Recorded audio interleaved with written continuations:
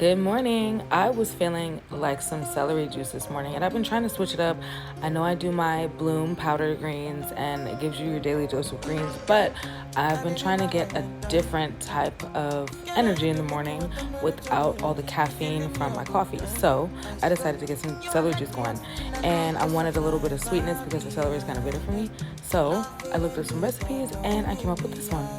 I added some gala apples because they're my favorite. They're sweet, they're crunchy, they don't have too much of like the sugariness. It's just like this just luscious just apple flavor. It's just so good. And then I added some lemon juice because I love acidity. I kept it simple, straight to the point, and honestly it was so flavorful. It takes me a while to get used to some green juices just because I tend to lean more towards like the powders, but I'm trying to switch it up and just get more of the healthy nutrients from the actual fruit and vegetables. So this is my attempt, and it came out, I'd say like 9.5 out of 10, but it's doing its job.